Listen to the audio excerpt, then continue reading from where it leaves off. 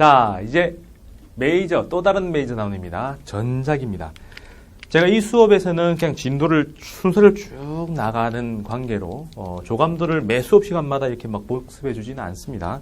근데 여러분들 머릿속에는 이 조감도들이 머릿속에 딱 자리 잡고 있어야 돼요. 막 파고 들어가지고 개념도 이해해야 되지만 그게 흩어지면 안 되니까 이 맵 속에, 그림 속에 딱 자리 잡게 해 놔야 됩니다. 그래야지 길을 헤매지도 않고 정보가 빠르게 저장이 될 겁니다. 자, 그러면 개념 추론 조감도, 전자기 파트는 어떻게 있는지 한번 보죠.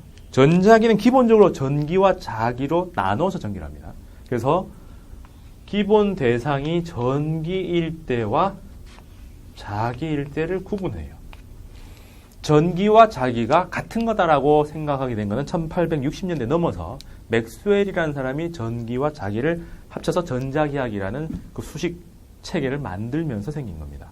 그래서 우리는 아직 맥스웰 수준이 전혀 안 되기 때문에 이걸 나눠서 보는 거죠. 그럼 전기가 가만히 있으면은 이걸 우리 뭐라 불러요? 정전기라 부르죠. 얘들이 움직이면 정반대니까 동전기인데 보통 동전기라 안 하고 뭐라 불러요? 전류라 부르죠.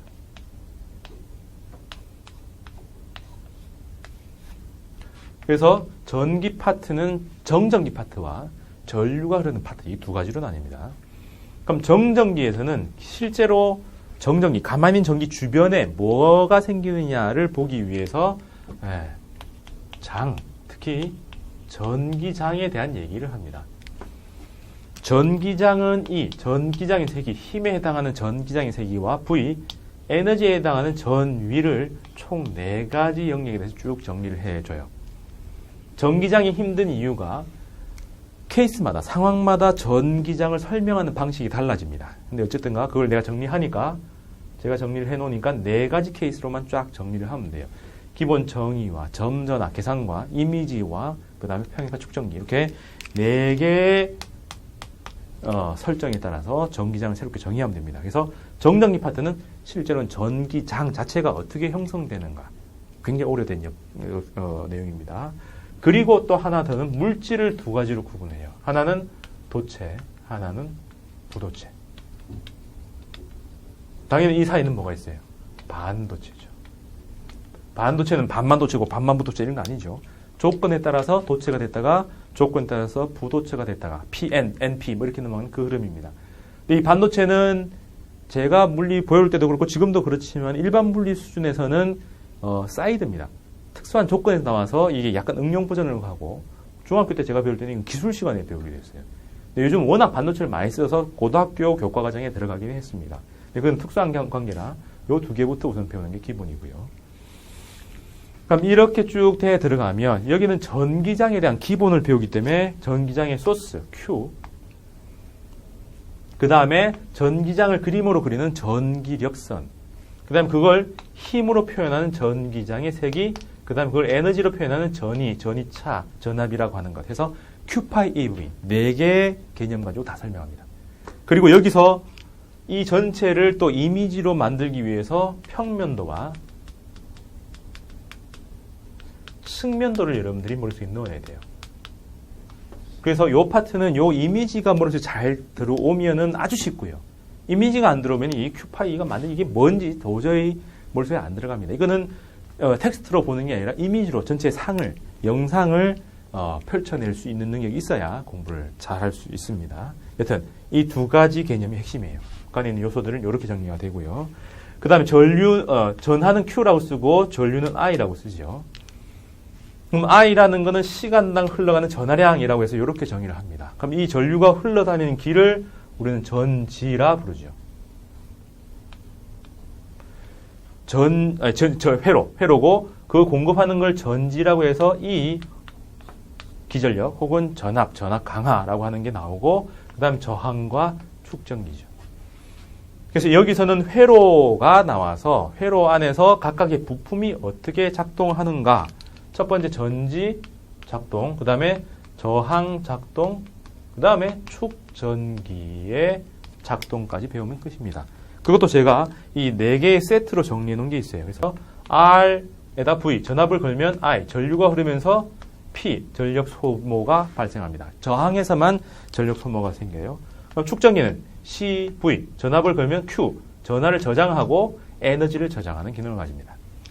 그래서 Q-PAV, CV, QW, RVIP 요 4개씩 세 쌍, 4개로 되어 있는 이 세 덩어리만 잘 알면 정전기, 그 다음에 직류회로 파트는 끝나요.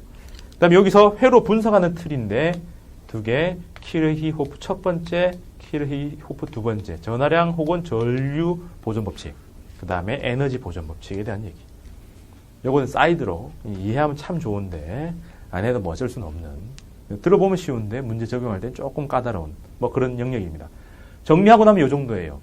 왜냐하면 방대한 얘기를 그대로 따라가다 보면은 체계가 없이 서술되어 있는 경우가 많습니다. 그래서 그걸 따라가다 보면은 이게 어떻게 정리돼야 될까 굉장히 헤매요. 근데 저도 고민하다가 강의를 하면서 나중에 이게 정립이 된 체계입니다. 그래서 그냥 아예 모든 얘기를 제가 만들어 놓은 설정도를 따라가면은 최소의 개념만 가지고 최대의 설명 효과가 납니다. 그래서 요 흐름을 잘 받아들여 보세요. 어차피 지금 백지인 상태는 받아들이는 건 괜찮은데 좀이라도 뭔가 공부했다면 제 거하고 많이 뭐 이상한데 내가 기대했던 건 이 얘기가 아닌데라고 싶을 겁니다. 버리세요. 저보다 물리 못한 사람들이 정리하면 다 버리고요. 제가 한 대로 하면은 다 됩니다. 왜 웃어? 이걸 제가 그 전기학부로 이제 편입하는 친구들한테 제가 강의했더만 자기가 수업 시간에 교수한테 들은 건 이런 얘기 못 들어봤다. 그래서 없는 게 아니라 더 잘 풀리네 이런 얘기가 나왔습니다. 교수들도 자기들 전공 분야는 되지만 이렇게 일반화시켜서 설명은 제만큼 못합니다. 이거 그대로 따라가 보세요. 그러면 원래는 전자기 파트가 설명이 굉장히 많은데 확 줄어듭니다. 풀이도 다 돼요. 자, 그러면 전기는 전기장이라고 해서 아까 얘기한 대로 E라고 쓰고 자기장은 B라고 하는데 전기는 전하만 있으면 생기는데 자기장은 자석 애매하거든요. LS가 함께 붙어가지고 정확한 계산을 못하게 하기 때문에 전류가 흘러서 전기장에서 자기장을 유도해냅니다. 그럼 그 도선이 직선이냐 원형이냐 그 다음에 솔레노이드냐 모양에 따라서 B가 자기장의 세기가 다른 형태로 만들어져요. 그냥 각각 외우면 됩니다. 그 다음 이런 자기장 속에서 전하가 받는 힘, 로렌츠 힘이죠. QVB나 혹은 BIL의 형태로 작동합니다. 그리고 로렌츠 힘은 이게 벡터로 가서 크로스로 가는 왼손의 법칙이 나오고요. 그럼 여기서는 해봐야 당연히 원운동의 아류들이 등장합니다. 움직이는 방향이 수직으로 작용하기 때문에 원운동과 비슷한 거, 원운동, 나선형 운동 이런 것들이 결합돼서 나오죠.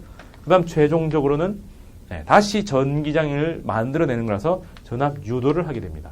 이게 왜 어떻게 유도되느냐 하니까 전기장의 세기가 아니라 전기력선의 개수. 이거 밀도고요. 밀도가 아닌 그냥 그 개수가 변할 때마다 생기더라. 그러면 그걸 부정하려고 변하지 말라. 움직임을 부정하려고 관성이 있는 것처럼 그러한 성격으로 생깁니다. 이게 페르데이 렌츠의 법칙이죠. 그래서 아주 간단하게 BFV로 가는 게 이제 자기장 파트죠. 그럼 이렇게 돼 나가는 흐름에서 별도로 전기장, 자기장이 방방방방방방 계속 물고 물리는 관계로 가면 이걸 우리는 교류 흐름으로 가죠. 교류로 가면은 전원이 달라요.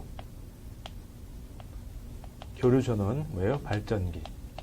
전자기 유도에 의해서 쭉 나오는 건데 발전기를 새롭게 보고 전원을 만드는 거 보고 그 다음에 새로운 부품이 등장합니다. 뭐예요? L이라고 쓰고 코일 혹은 유도기라고 부릅니다. 인듀스가 유도하다라고 해서 인덕터라고 부르기도 해요. L인데 이렇게 기호를 씁니다. 얘들의 작동에 대해서 배우고 마지막은 수식 틀 하나, 이미지 2개. V는 I, R 쓰면 옴의 법칙이죠. 그럼 전체로 가면은 Z. 전체는 이렇게 쓰고요. 부품별로 가면은 RLC에 대해서 전류는 직렬이면 다 공통. 그러면 부분으로 가면은 X, R, XL, XC에서 이거를 이 리액턴스, 이거를 임피던스라고 부릅니다. 그래서 그게 들어가는 수식 틀. 그래서 부분에서 전체로 합성하는 그 방법이 나오고 그 다음에 이미지 2개가 나가는데 이미지는 위상자 혹은 VR, VL, VC 그 다음에 X의 값 변화, X와 F의 관계 아무 상관없는 거 R, 비례하는 거 C, 비례하는 거 L, 반비례하는 거 C. 이렇게 해서 X의 진동수에 따른 X의 변화와 그 각각의 위상자의 차이, 그 다음에 합성하는 수식. 당연히 수식이 제일 먼저인데 그 수식을 운영하기 위해서 두 개의 이미지를 잘 받아들이면은 교류 흐름이 다 완성이 됩니다. 그럼 여기서 마지막으로 하나 더 붙는 것, 맨 마지막에 하나 더 붙는다면은 플러스 알파 전기 진동. 저항이 있으면 소모가 되니까 저항 빼놓고 축전기와 코일만 가지고 전기가 충전됐다가 방전됐다가 반복하는 그 상태가 전파 발생기하고 연결됩니다. 라디오에서 송신기에 해당하는 거죠. 수신기도 마찬가지고. 그래서 그 흐름까지 넘어가는 게 교류의 흐름입니다. 당연히 메인은 여기 있어요. 교류회로 분석하는 법. 이것도 제가 얘기하는 수식 틀과 이미지 이렇게 해놓으면 원래는 미적분을 써야 되는데 그거 안 쓰고도 충분히 계산할 수 있습니다. 위상자의 합성법까지 쓰면 됩니다. 그래서 영역이 딱 구분되어 있어요. 하나, 둘, 셋, 넷. 그래서 전자기 파트는 기본적으로 네 문제가 기본 세트입니다. 거기서 이제 더 추가한다면은 직류회로 아니면 교류회로 해서 다양하게 만들 수가 있죠. 직류회로보다는 교류회로는 다양성이 좀 떨어집니다만 직류회로는 어마무시하게 아무 때나 다 만들어도 다 웬만하면 문제 만들 수가 있어요. 그래서 거기서는 다양성이 너무 많아요. 그래서 자기 응용력이 좋은 사람들은 직류회로 하면 되고 나는 이론 충분히 좀 풍성하게 알 수만 있어. 그러면은 교류회로 해도 됩니다. 그 다음 기본은 전기장, 자기장. 여기는 기본 흐름이죠. 자, 이렇게 해서 4개의 영역에 대해서 쭉 갖다 놓고 맨 마지막에 맥스웰 방정식이라고 맥스웰이 전자기학을 합친 그 4개의 방정식을 따로 설명합니다. 이게 일반 물리학에서 더 들어가 있는 거죠. 그럼 이 기본 기를 다 하고 나면 그 얘기를 수식으로 정리하면 한 줄로 이렇게 끝나는 거구나. 기분 나빠. 이러면서 끝나는 영역입니다. 이게 23장까지 가는 거죠.